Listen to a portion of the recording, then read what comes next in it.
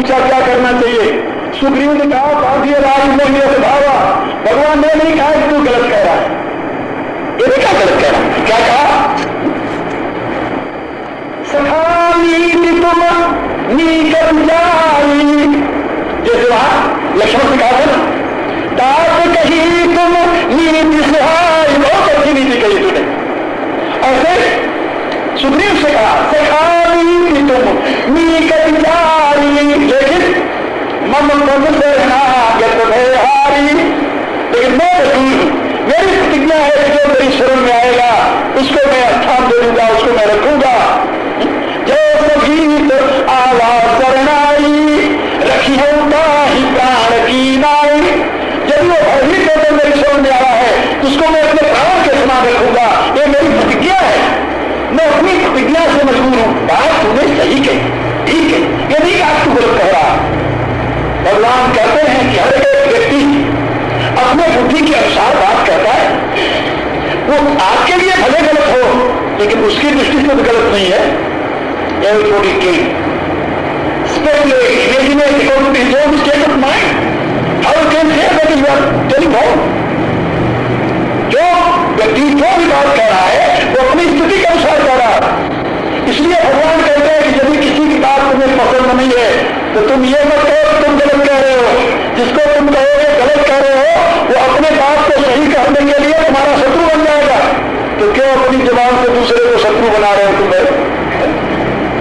धर्म का मार्ग यही है, यदि कोई गलत कह रहा है तो कहो भाई बात तो तुम्हारी ठीक है लेकिन मुझे बोलिए।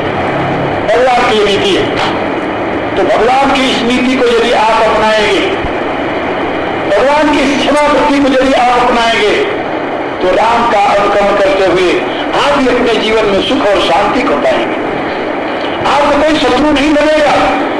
इसीलिए तुलसीदास ने लिखा मेरू राम बड़ाई करेगी, शत्रु भी राम की प्रशंसा करता है। क्यों करता है?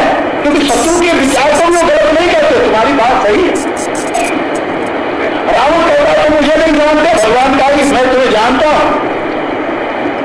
जो रावण कहता मैं ये हूं, मैं हूं, उन्होंने कहा बिल्कुल ठीक, जो तुम करो क्या करते हैं। जो किसी की बात को गलत नहीं कहता, गलत में कहने लगता है उसको मान लो तुम। नहीं, मानना न मानना अलग बात है।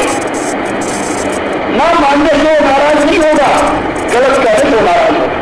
भाई बात तो तुम्हारी बहुत अच्छी है लेकिन मेरी ऐसी परिस्थिति मैं इसे स्वीकार नहीं कर सकता। वो सोचता है मेरी बात का आदर तो किया, नहीं माने तो बात अलग नहीं। आदर तो होगा।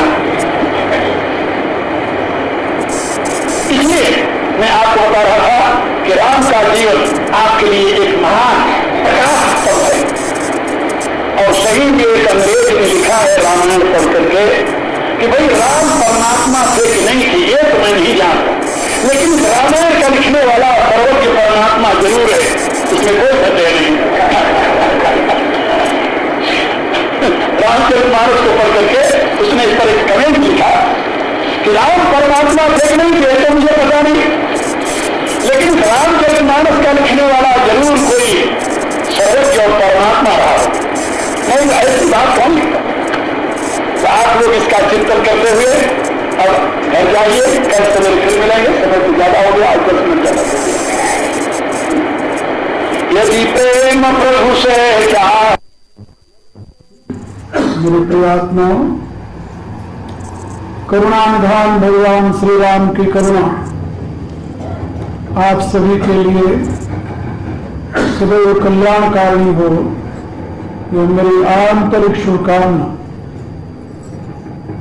इस मंगल कामना के साथ ही हम आप लोगों को अपने इस ज्ञान सत्र के 8वें दिन पर भगवान श्री राम के पावन चरित्र के कुछ अंशों का वर्णन सुनाएंगे। आप लोग जैसे सुनते आ रहे हैं, भगवान राम धर्म की साकार मूर्ति हैं। धर्म ही राम रूप में साकार होकर के अभिव्यक्त हुआ है, ऐसा वेद का सिद्धांत है। ऐसे ऋषियों की घोषणा है। सत्य ही धर्म है, धर्म ही सत्य है। जहां सत्य है उसी को धर्म कहते हैं, जहां धर्म है उसे सत्य कहा जाता है।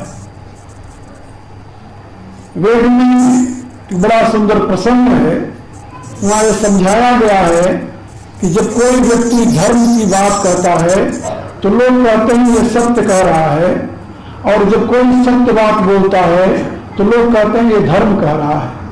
इसलिए धर्म और सत्य दोनों दो अलग अलग नहीं है। धर्म ही सत्य है और सत्य ही धर्म है। और भगवान सत्यदेव जी धर्म जी और भगवान श्री राम सत्य की साकार प्रतिमा है, इसलिए वो धर्म की साकार प्रतिमा है।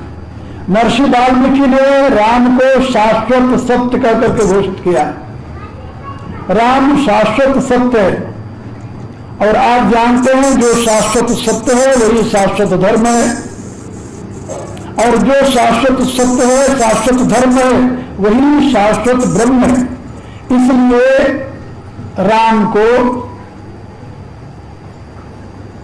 ब्रह्म के स्वरूप में भारतीय ऋषियों ने स्वीकार किया, उनकी प्रतिष्ठा की। विशेषकर गोस्वामी तुलसीदास जी ने तो पूर्ण रूप से ब्रह्मकाली पूर्णावतार राम को घोषित करते हैं।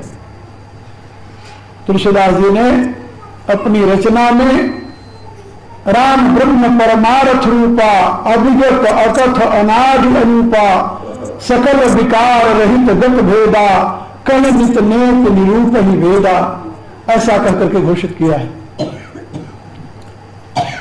जो राम ब्रह्म हैं, जो राम सत्य हैं, जो राम धर्म हैं, उन राम के पावन चरित्र का श्रवण मनन और उसका निधिध्यासन करते हुए यदि आप अपने जीवन में कुछ अंश तक भी उसके लिए समर्पित करेंगे तब भी आप अवश्य ही भगवान के कृपा के भाजन बनेंगे, इसमें जरा भी संदेह नहीं। बात इतनी है,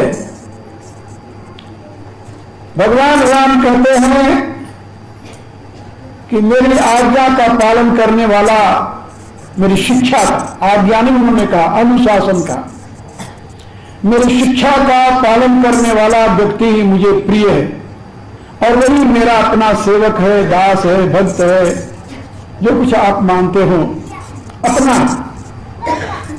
भगवान की शिक्षा क्या है?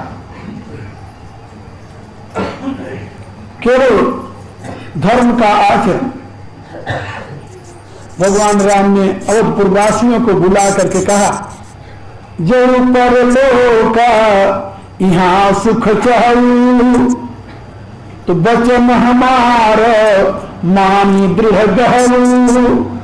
यदि तुम जीते भी और मृत्यु के पश्चात दोनों अवस्थाओं में सुख चाहते हो तो मेरी बात को तुम स्वीकार करो, मेरी सीख को स्वीकार करो, और जो मैं सीख तुम्हें दे रहा हूं ये कोई बड़ी कठिन है, ऐसी बात नहीं।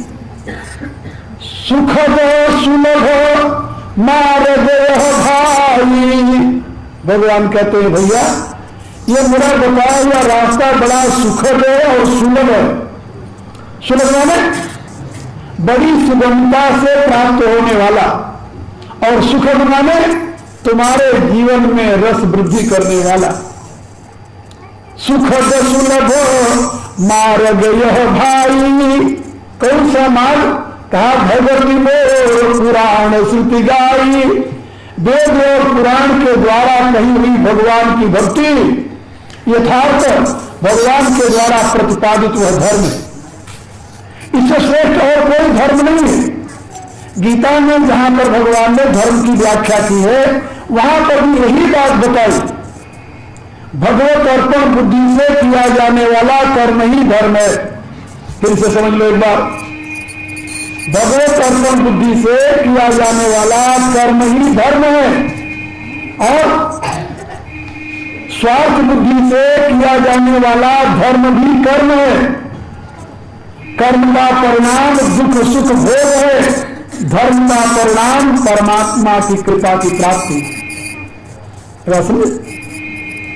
स्वार्थ बुद्धि से किया जाने वाला धर्म में भी कर्म है, और भगवत अर्पण बुद्धि से किया जाने वाला कर्म जो है वो धर्म है। कर्म और धर्म में अंतर क्या है?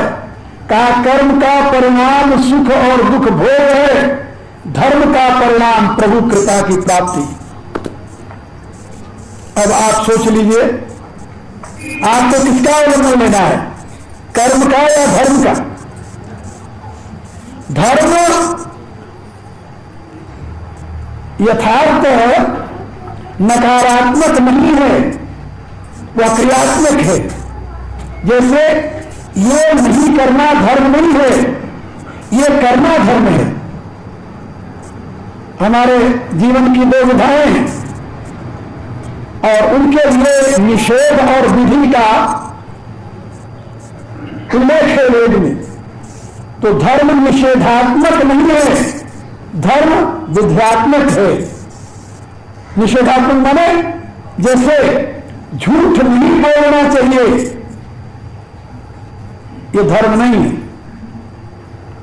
झूठ ना बोलना धर्म नहीं है, फिर धर्म क्या है? सत्य बोलना। कहने लगता है कि झूठ न बोल करके आप मौन नहीं रह सकते हैं।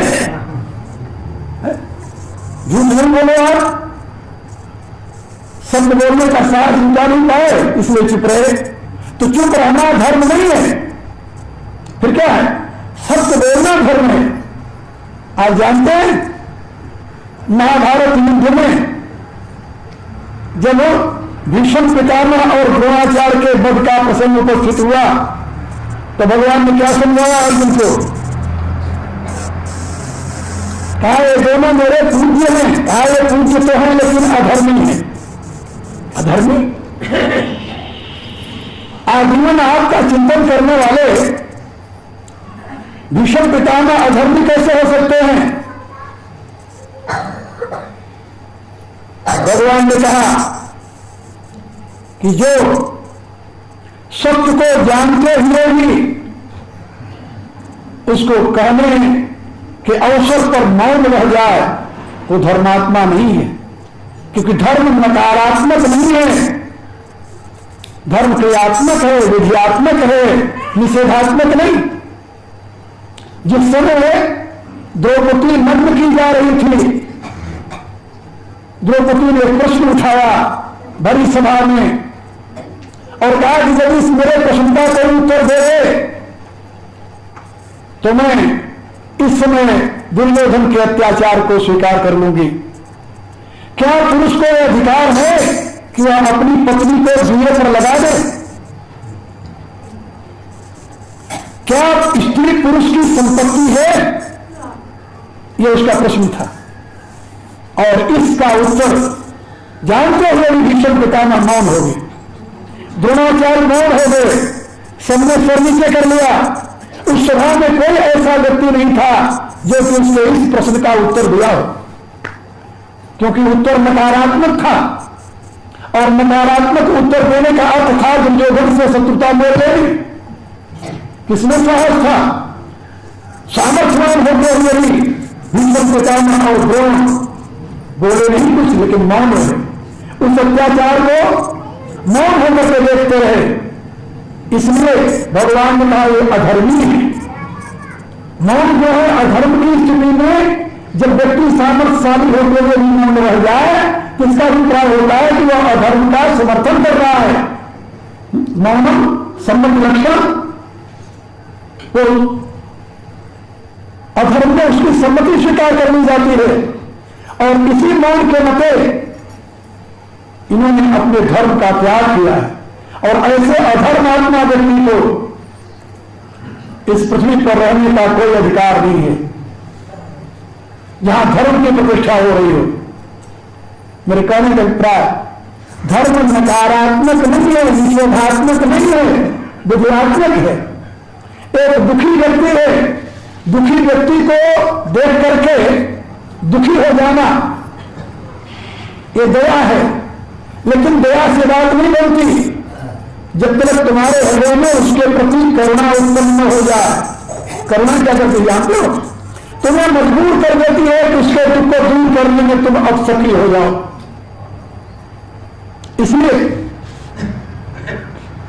शास्त्रकारों ने बताया कि आप देखिए आज से अंत तक भगवान राम का जीवन, वहां धर्म सक्रिय है, निष्क्रिय नहीं।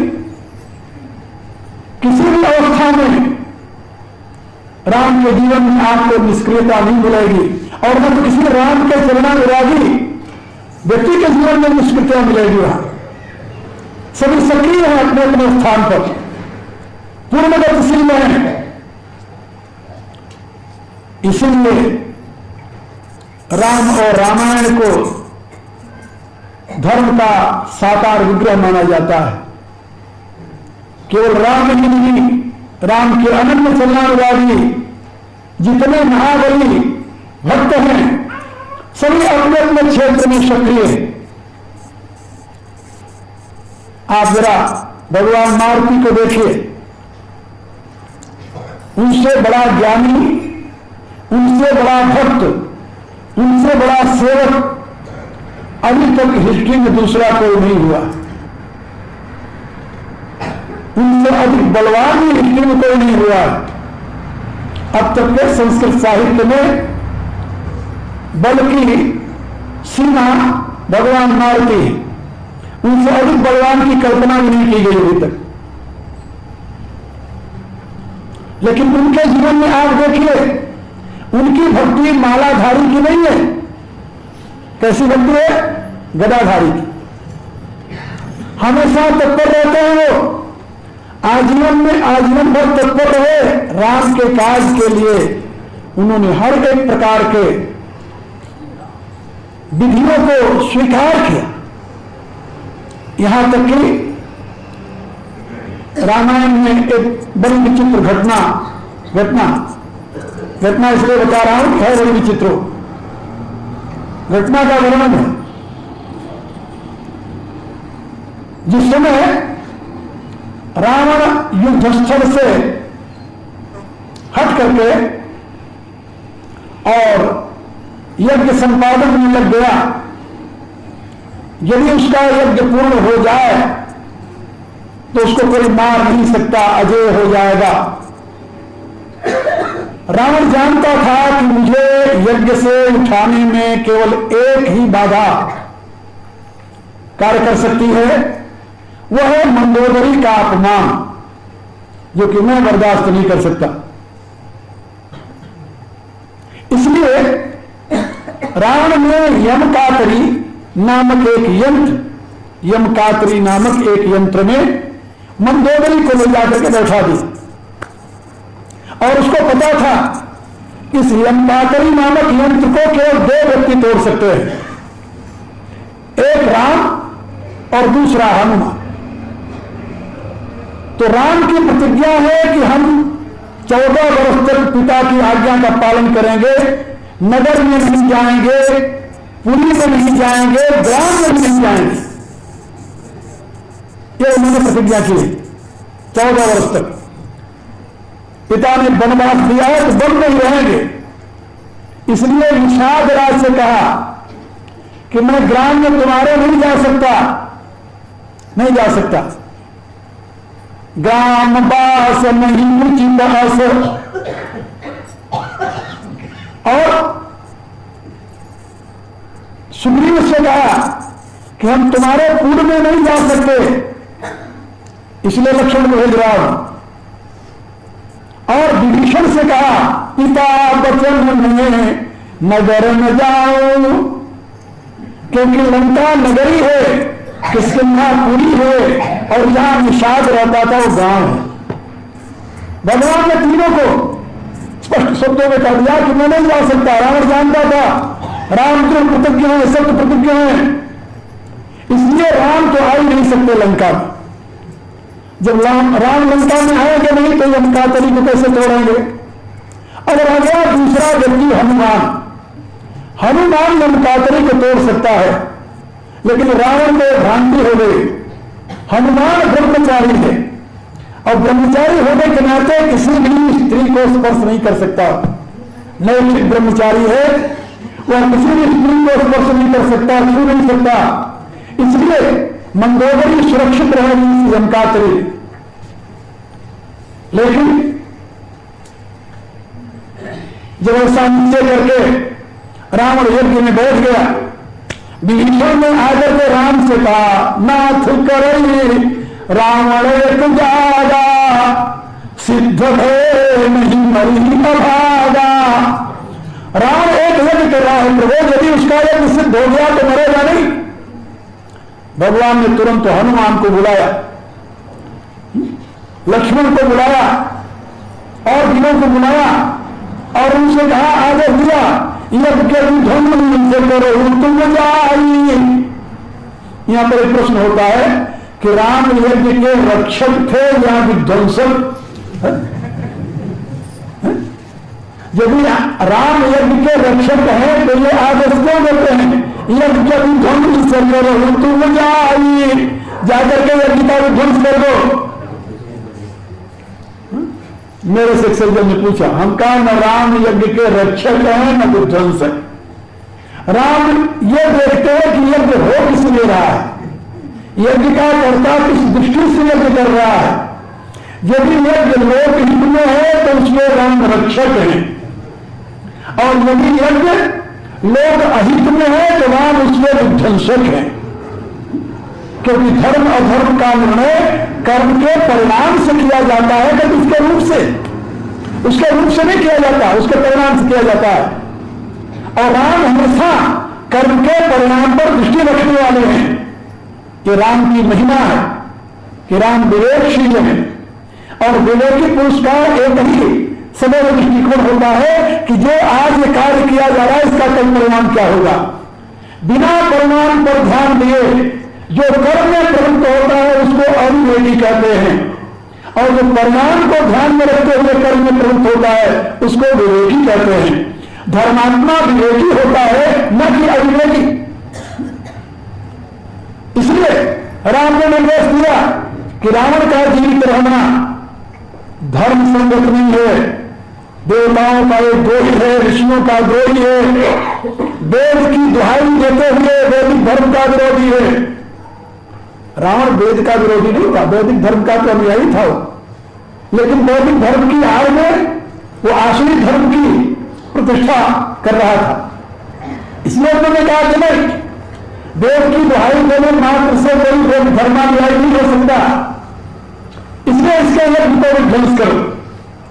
अब विध्वंस करने की आज्ञा तो दे रही, पहुंच गए लक्ष्मण भी, हनुमान भी, सभी भी। अब वो यज्ञ मंडप में बैठा हुआ स्थिर होकर यज्ञ कर रहा था। आगे पहले उसको कटु वचन कहे, फिर यहां तक उसको लात से मारने भी लगे, लेकिन वो उठा नहीं। वो जानता था कि ये सारे विघ्न आएंगे। लेकिन क्या हुआ इतने में, जब सभी ने देखा कि रावण तो उठ नहीं रहा और थोड़ी देर और रह गई, यदि इसका यज्ञ पूरा हो गया तब ये अजय बन जाएगा। हनुमान जी विचार करने लगे, महावितक ज्ञानमाना देवेंद्र बुद्धिमतान वरिष्ठ, विचार करने लगे कि ये उठ कैसे सकता है। उनके ध्यान में आया कि एक ही उपाय है इसको उठाने का, यदि इसके सामने मंदोदरी को अपमानित किया जाए तो यह बर्दाश्त नहीं करेगा। स्वाभिमानी है, स्वाभिमानी व्यक्ति कभी स्त्री के अपमान को बर्दाश्त नहीं करता। अब मंदोदरी की तलाश होने लगी, मंदोदरी कहाँ गई। जब मंदोदरी राजमहल में कहीं नहीं मिली तो हनुमान जी को पता चला कि मंदोदरी राजमहल में कहीं नहीं हो, समझ गए वो यमकातरी में होगी। और रावण को भ्रांति है कि राम तो आ ही नहीं सकते और दूसरा कोई तोड़ नहीं सकता, मैं ब्रह्मचारी हूं। लेकिन इस समय मुझे राम का कार्य करना है, अपने ब्रह्मचर्य का पालन। हनुमान जी के सामने दो समस्या है। एक तरफ तो राम का कार्य है, राम की आज्ञा का पालन है, यज्ञ करो तुम जाई, और अपने स्वामी की आज्ञा का मैं पालन करूं या अपने व्रत का पालन करूं। व्रत क्या है? मैं ब्रह्मचारी हूं, किसी स्त्री का स्पर्श नहीं कर सकता। और आज्ञा क्या है कि विध्वंस करना, और यह विध्वंस तब तक नहीं हो सकता जब तक कि मंदोदरी को रावण के सामने अपमानित न किया जाए। और मंदोदरी को तभी अपमानित किया जाएगा जबकि उस यमकातरी को तोड़कर उसको निकाला जाए। तो तुलसीदास जी लिखते हैं कि हनुमान जी ने निश्चय किया कि मेरे प्रभु का कार्य मेरे प्रतिज्ञा से, मेरे व्रत से श्रेष्ठ है, इसलिए तो यमकातरी मदोदरी कठोरियानी। तुलसीदास लिखते हैं हनुमान बाहुक में भगवान मारुति की महिमा का गान करते हुए, हनुमान जी जाते हैं यमकातरी को तोड़ते हैं। तो यमकातरी नाम का एक यंत्र है जिसको हनुमान के सिवा और कोई दूसरा नहीं तोड़ सकता। तो यमकातरी मदोदरी कठोरियानी, और मंदोदरी कौन है? रावण की रानी मेघनाद महतारी है, जो मेघनाथ की मां है, रावण की पट्टमहिषी है, उसको हनुमान भी पकड़ करके ले आते हैं बाहर। और कैसे ले आते हैं जानते हो?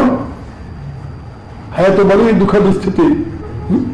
तुलसीदास लिखते हैं अपने रामायण में, धर्म के समार विकारी बाहर ते दीन पुकार ही। उन्होंने उसका केस पकड़ा, केस पकड़ करके उसको ले आए रावण के सामने घसीटते हुए। जब मंदोदरी दीन होकर के चिल्ला उठी तो तुरंत रावण से नहीं रहा गया, स्वाभिमानी रावण उठकर खड़ा हो गया। जब खड़ा हो गया तो हनुमान जी ने तुरंत मंदोदरी की चरण पकड़ ली। मां मेरा कोई अपराध नहीं,